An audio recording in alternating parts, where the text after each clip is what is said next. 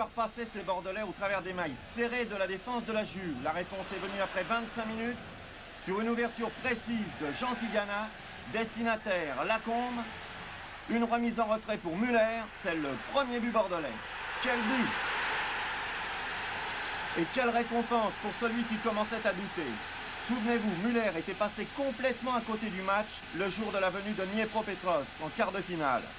Aujourd'hui, c'est un beau début de revanche qui mérite une suite en deuxième mi-temps. Après tout, la Juve menait aussi 1-0 à la mi-temps au match aller, alors on peut y croire.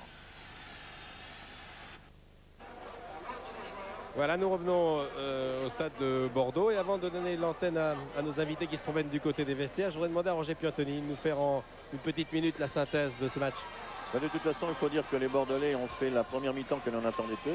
Ce que l'on redoutait, c'était qu'ils n'aient pas les moyens physiques, alors ils ont démontré tout le contraire. Bien sûr, le schéma qui était prévu avant le match a été maintenu parce qu'on savait que les gars de la Juventus allaient refermer le jeu, n'allaient pas laisser d'espace libre, et c'était aux Bordelais de mettre un peu la surmultiplier pour pouvoir passer cette défense. Je crois que le schéma vu avant le match s'est déroulé tout le long de cette première mi-temps. Bon, alors on ne fait pas un pronostic pour le deuxième mi-temps. Disons que les Bordelais sont capables d'en marquer un second. Oui, tout à fait.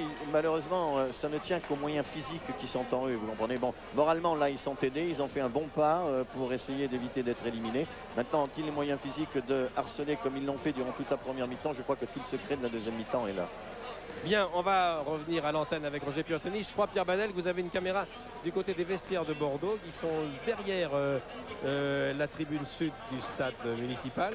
Et je crois que Bernard Père doit se trouver en compagnie de nombreux invités. Je salue d'ailleurs notre PDG, Jean-Claude Héberlet.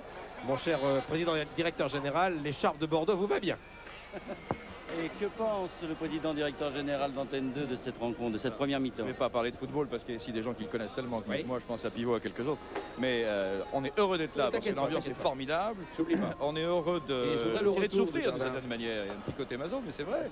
On est heureux de souffrir parce que c'est une superbe rencontre. J'ai trouvé la Juve un petit peu contractée, les Bordelais absolument décidés à y aller tout à fait. Et on est heureux d'être là. On souffre et on se réjouit avec le président Bez, avec Kwekou et avec tous ceux qui sont sur le terrain et avec tous ceux qui sont dans les tribunes. Vous avez vu ça? Vous avez été surpris justement par l'ambiance du stade? Non, je m'attendais tout à fait à ça. Tout à fait à ça, c'est superbe. Alors Bernard Pivot, dites-moi un peu ce que vous pensez de cette rencontre. Eh bien, c'est une rencontre admirable. Une première mi-temps de rêve. Tous les joueurs de Bordeaux ont du talent. Et il y en a deux qui ont du génie dans les jambes, c'est Jean Tigana et Dieter Müller.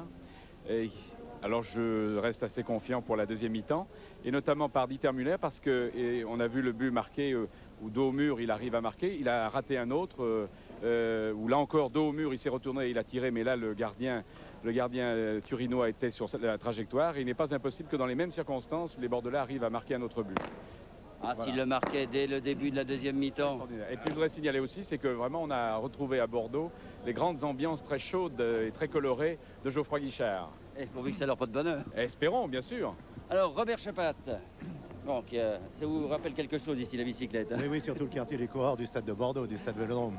Musclé quand même cette rencontre. Ah, très musclé, c'est un match très viril comme l'on dit. Les Italiens sont d'ailleurs encore plus forts à ce jeu-là que les Bordelais. Une réserve, pour l'instant les Italiens ont joué chez eux. Ils ont encaissé un but, c'est peut-être bon signe pour Bordeaux parce que maintenant, je pense que les Italiens vont se dévoiler.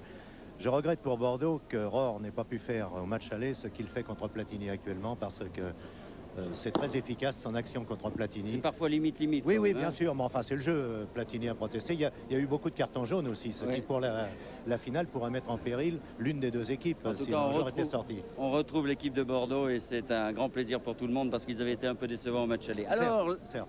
Oui. La vie d'une femme, parce que regardez qui est parmi nous, Elisabeth Torjman, alors habituée du football. Alors c'est la toute première fois que j'assiste à une rencontre de ce genre et je dois dire que c'est extraordinaire, mais je n'ai presque plus d'ongles ce soir. Et il faut absolument que Bordeaux gagne car j'ai fait un pari redoutable. Alors, cher cher et redoutable à la fois, oui. Jean-Pierre Foucault, un micro, alors on vous écoute mon cher maître. Je regrette de ne pas présenter l'Académie des 11 parce que je les aurais bien pris tous les 11. D'autre part, je suis assez mal placé parce que je suis devant Patrice Laffont qui fait des commentaires assez curieux, n'est-ce pas Bernard? À côté de Bernard Rapp qui ne sait pas et qui me dit qu'est-ce qui se passe. Je dis attends, je demande à Pivot. Pivot me répond, j'entends pas. J'ai l'impression de faire l'interphone pendant ce match. Mais c'est vraiment quelque chose d'extraordinaire. Moi, il y a une question que je me pose, c'est ce qui se passe derrière en ce moment. Eh bien, regardez ce qui se passe derrière. Les joueurs retournent sur le terrain et Olivier Ray va très certainement les suivre et peut-être essayer d'avoir l'avis de Rohr, tiens, pourquoi pas. Comment ça va, Garnot, à la mi-temps? Très bien, on a marqué un but et je suis sûr qu'on va en marquer d'autres maintenant. Pas trop dur d'être l'homme qui marque Michel Platini? Jusqu'à maintenant, ça va. Je vais essayer, Michel, d'attraper au vol Aimé Jacquet, l'entraîneur de Bordeaux, qui... Patrick Battiston, est-ce que vous pensez que Bordeaux a encore les moyens en deuxième mi-temps physique de marquer les 2 buts pour la prolongation? En première mi-temps, Bordeaux a montré qu'il y avait les possibilités qui existaient. Eh bien, je crois qu'on va continuer sur notre lancée en espérant avoir toutes les ressources physiques pour nous imposer encore. Bien, nous allons reprendre maintenant le commentaire depuis la passerelle. J'aimerais bien, Pierre Badel, si c'est possible, qu'on puisse revoir sous un autre angle le but. Hein, je crois qu'on avait un autre angle qu'on n'a pas pu voir. Regardez sous un autre angle. Voilà. Tigana. Lacombe. Qui va pivoter d'ailleurs sur son pied gauche. Malgré Favreau. Eh oui, qui est un redoutable défenseur. Et là, ce qu'il y a de remarquable, c'est que le contrôle de Müller est tout à fait bon pour une bonne reprise, idéale pour avoir un petit peu d'élan. Ce qui lui permet de frapper quand même assez fort, bien qu'il écrase son tir. Voilà, et maintenant, retour dans le tunnel qui mène le joueur au vestiaire avec de dos l'arbitre, qui a été très bon. Vous avez vu Platini très concentré. Je pense qu'il n'y aura pas de changement. L'arbitre et ses 2 confrères qui sont également espagnols. Et les briquets, ce sont des briquets que nos amis d'Europe 1 ont distribués généreusement aux 40 000 spectateurs à leur entrée avec la date et avec l'affiche gravée sur le briquet. Ce sera un bon souvenir et ce sont 40 000 briquets qui brillent maintenant dans le stade de Bordeaux. Voilà, des briquets aux couleurs d'Europe 1, présents sur Antenne 2 par l'intermédiaire de Roger Piantoni et sur l'antenne d'Europe par l'intermédiaire de Jean-Yves Dermain et de Jeanne Sacomano, qui sont des habitués. Regardez comme elle est belle, cette image. Derrière les filets qui séparent le public de la pelouse. Je regarde. Apparemment pas de changement, Roger Piantoni. Non, pour l'instant, il n'y a que quelques joueurs de chaque équipe. Dieter Müller revient. Et oui, on aurait tort de se priver de lui après ce qu'il vient de faire en première mi-temps. Voilà Michel, oui, Olivier. Je suis à côté d'Aimé Jacquet. Comment ça se passe, Aimé Jacquet? Vous allez le faire rentrer Chalana? On va voir dans un moment. Pour l'instant, Bordeaux surclasse la Juve pour l'instant. Est-ce que vous êtes vraiment satisfait de votre équipe? Extrêmement satisfait. Je pense qu'elle a vraiment donné sa vraie image, mais ça va encore continuer dans toute la deuxième mi-temps. Voilà Michel. Voilà l'élégant Aimé Jacquet, qui est un entraîneur tout à fait étonnant, qui reste calme. Un vrai homme de ballon. Oui, connaissance du jeu parfaite. Tout à fait. Puisque Bernard Père est revenu, je voudrais lui demander ce qu'il pense de la deuxième mi-temps et de l'état des joueurs qu'il a dû apercevoir en sortant des vestiaires. Mais ils sont toujours très concentrés. Vous avez vu le mal qu'a eu Olivier Ray pour les interviewer. C'est tout à fait normal. À la mi-temps, ils ont dû recevoir les recommandations d'Aimé Jacquet. On peut penser que Chalana va rentrer dans quelques instants. Mais tous très concentrés et très conscients également qu'ils pouvaient faire quelque chose dans cette deuxième mi-temps. La deuxième mi-temps commence dans un instant. Regardez vos montres, déclenchez vos chronomètres si vous aimez suivre les matchs de foot à la seconde près. Voilà, deuxième mi-temps. Vous connaissez le problème maintenant. Les Bordelais ont fait une petite partie de leur retard. 1-0 à la mi-temps et Dieter Müller pour Tigana. Giresse avec Tigana. Touvenel qui va venir aider Tigana. Voilà, il est lancé maintenant malgré Cabrini. Le petit Touvenel, très populaire ici à Bordeaux, qui a des qualités physiques tout à fait exceptionnelles. Cabrini est obligé de concéder un corner. Et oui, Cabrini qui n'est pas le premier arrière latéral venu. Il n'a pas pu se débarrasser de Touvenel. Tigana, Platini. Tigana, centre de Tigana, ça nous rappelle quelque chose ça. Ça nous rappelle des centres en retrait pendant le championnat d'Europe et France-Portugal, exactement. Boniek qui a essayé de prendre de vitesse Battiston. Oui, mais Battiston l'a retenu. Oui, il a retenu par le maillot, absolument.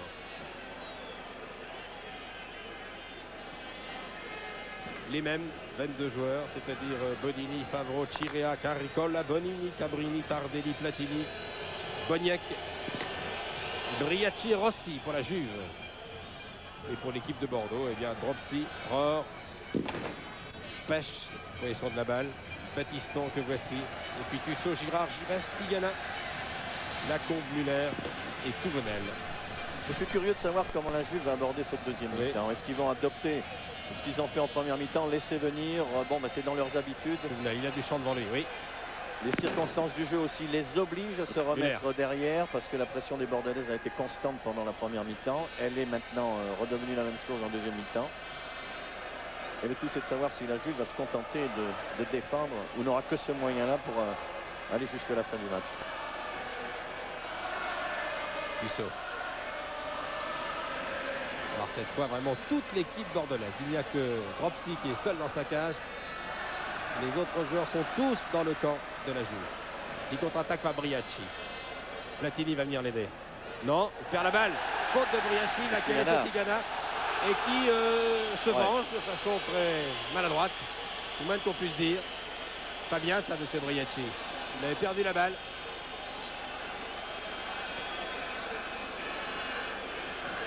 Coup franc. Giresse. Ça va demander aux Bordelais, si le jeu se cantonne comme ça, une finesse technique pour essayer de passer. Des petits touchés de balle qu'ils ont l'habitude de faire. D'ailleurs, on peut leur faire confiance. Au point de pénalty, ils sont 5 pour s'occuper de Muller. Pas moins de 5. Alors Lacombe va essayer de l'aider. Tête de Caricola. Briachi. Batiston. En laissant gonfler à bloc les Bordelais là. Vraiment. Moralement, ils sont armés maintenant. Certainement mieux qu'avant le début du match. Par la balle Muller. Vous savez, l'horizon s'est éclairci depuis leur premier but.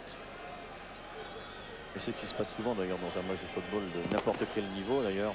Dès que vous marquez, les circonstances du jeu évoluent, les schémas sont diversifiés. On ne reste plus tactiquement ancré quelque part. Platini. Vous avez vu l'impulsion de Platini. Il est allé prendre cette balle. Il saute très haut. Très haut, il a appris aussi ça. Toujours été un bon joueur de tête d'ailleurs. Oh là! Oh là là, monsieur Chirea.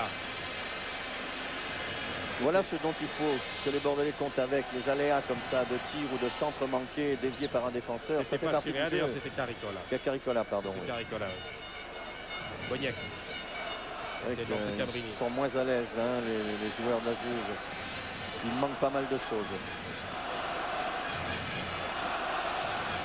Vous avez vu en sortant des vestiaires Batiston et surtout Rohr disant à Olivier Rey, nous allons leur marquer encore un ou deux buts. Ils ont raison d'avoir. Et le public, extraordinaire public, comme le disait Bernard Pivot, qui nous rappelle Geoffroy Guichard de la grande époque. Époque qui va revenir d'ailleurs, parce que les Stéphanois vont remonter en première division. C'est une parenthèse, mais c'est important. Public qui soutient vraiment son équipe depuis le début du match. Muller et Caricola sont garde du corps depuis le début. Muller. Beau crochet. Ah, bien. Cette fois, il est contré par Cabrini qui était revenu. Par Tardelli, plus exactement. Batiston. Rohr, non, il n'a pas pu inquiéter. Tir manqué. Et il aurait fallu que Lacombe puisse intercepter ce tir manqué. Cabrini. Aussi, ce qui est remarquable à constater, c'est que le Cabrini. Mauvais dégagement de Cabrini. Girard va-t-il arriver à temps malgré Caricola? Non. C'est un corner. Corner, oui, c'est bien. Ballon a été touché. 7e corner. Et il est joué très rapidement d'ailleurs. 7 corners contre un seul. Ah, les Bordelais ont vraiment. Ils prennent vraiment le match en main encore plus qu'en première mi-temps. Oui, oui, très nettement là. Batiston. Giresse. Allez, tous à l'abordage. Muller. Muller. Quelle masse, hein. Muller, quel athlète. Muller. Malgré Caricola. C'est difficile. évidemment, sa masse musculaire, sa taille lui empêche